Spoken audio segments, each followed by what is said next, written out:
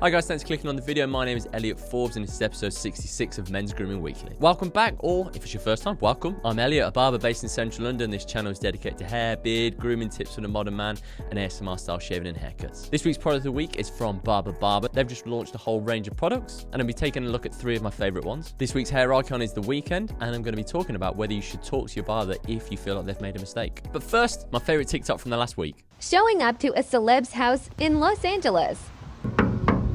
Your house here is absolutely stunning.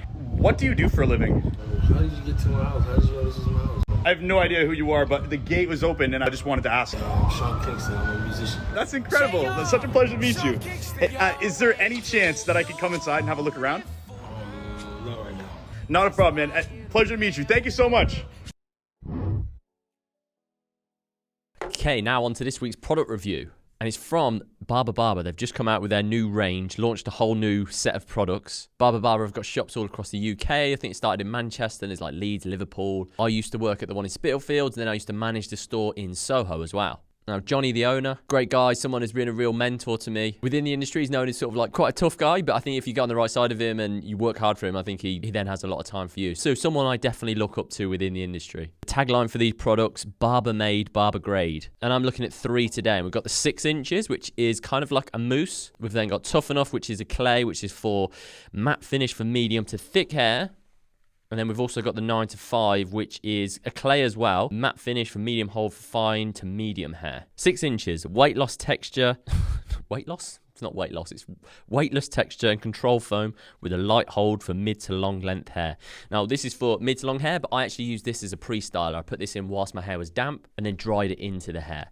Now, first thing I noticed with this, a little goes a long way. Normally on a pre-styler, I'd put quite a lot into the hands or into the hair. With this, you don't need to use much at all. The first time I used it, I put way too much in. So a little goes a long way with this. It's very nice at building the texture into the hair, giving it a little bit of volume, allowing that to really get some lift. But like it says on the bottle, it really is weightless. It doesn't really feel like there's too much grittiness or any stickiness left once you've dried it into the hair. It feels as though it's a very good base for then applying another product on top of it. As a lot of you know, my hair is on the thicker side and it does work in thick hair. I've used it on guys' hair in the shop where the hair is on the finer side. Again, it doesn't get sticky or clumpy or really weigh the hair down. So I think this would really work quite across the board in terms of hair textures and density. So the clays, let's go on to Tough Enough. It's a strong hold styling clay with a dry matte finish for medium to thick hair. I think the problem you find with some clays is that they get really greasy and really oily into the hands. And especially if they're a strong hold, they can tend to get a little bit heavy and sort of fall a bit flat through the day. This does have a strong hold. You get this out of the tub and it's not really greasy at all. It's almost got a dry sort of powdery feel to it once you're really working into the hands after it gets into a cream. Really easy to work through the hair. I like getting a real textured look and almost getting some of the pieciness out of there. So I applied quite a lot into the hair. So I'm using this now, and as you can see, it's got lots of separation, really builds that volume out there, which is something I'm always looking for. It does give a real matte, dry finish to it, and I found that it does keep that shape really all day long. You haven't really got to do anything to it during the day, but if you just need to get a bit more volume out of it, you can just put your fingers in and it gets a little bit of lift. And as with the rest of the range, it's vegan friendly and it's not tested on any animals at all. And then on to the 9 to 5. Now, this has probably been my favorite out of the range which I've used. Again, it's a clay. Again, it's a dry, matte looking finish. It doesn't have quite as much hold, but that's not to say it doesn't have enough hold. For my hair, I've found that it definitely does hold the style during the day, but what it does is it gives you a bit more flexibility to move it around. You can put your hands into the hair, change it slightly, and it doesn't really feel like you get any residue on your hands. Still gives it a nice texture and almost gives it a little bit more sheen onto my hair. With the Tough Enough, it feels like it almost dries into the hair and really sets into place. Whereas actually with the 9 to 5, it almost feels like it never goes fully dry and never like fully sets. So for my hair, with it being nice and short, I've actually,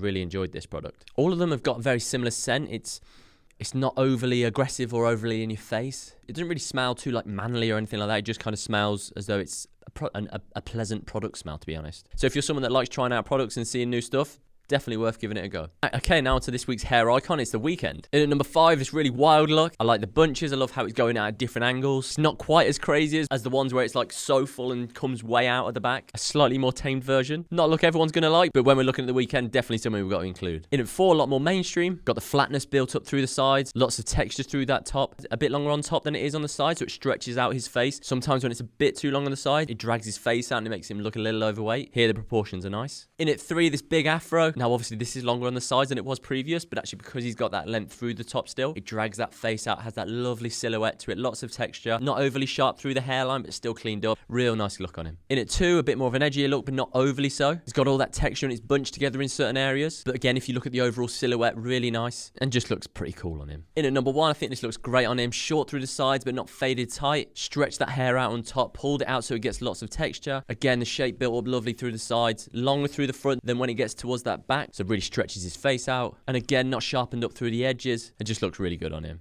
Okay, and on to this week's question, and it is, if my barber cuts my hair poorly, should I ask them to try and fix it? Absolutely you should. Obviously, it's easier if you don't like it in the shop and you can tell them straight away that you want it fixed or that you don't like it so that they can do something about it right then. But even if you get home and realize you washed it, you don't like it, definitely get back in touch with them so that they can try and fix it or try and get you looking the way that you want it to look. I'd say definitely get back in touch quicker rather than later so that it feels like it's a fix rather than it is like another haircut. You don't want to wait like a week or 2 weeks because then it's already grown out, then basically it's another haircut you're having to do. Now I get there's loads of stigma around sort of saying anything to the barber. I know when the barber shows the person the back of the head, everyone always just like, yep, looks good. That's definitely the back of my head.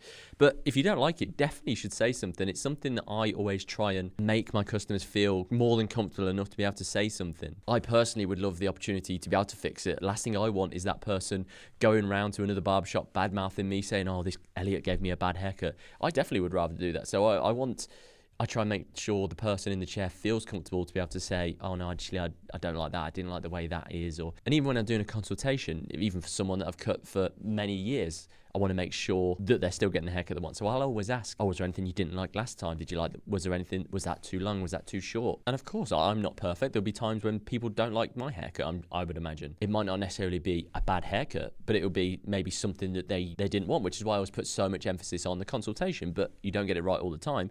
But I definitely want that person to feel comfortable enough to say, I want that person coming back time and time again and being happy. So I'd much rather that person say something. If your barber doesn't want to fix it, or if they're giving bad vibes to you when you sort of complain or whether you say something to them, then to be honest, I would go somewhere else completely. Virtually all the barbershops that I've worked at and where it's good people you're working with, all of them will want to be able to have that opportunity to fix the hair and to do something about it to rectify it, because all the people I've worked with actually do care. I'd say if they kick up a fuss about fixing it, then probably they just don't really care about hair. They're just very much in it for the money.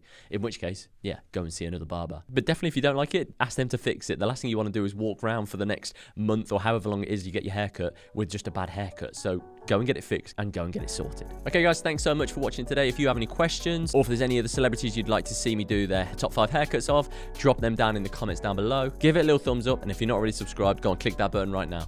Thanks for watching today, guys. Have a brilliant rest of your day. Much love, Elliot.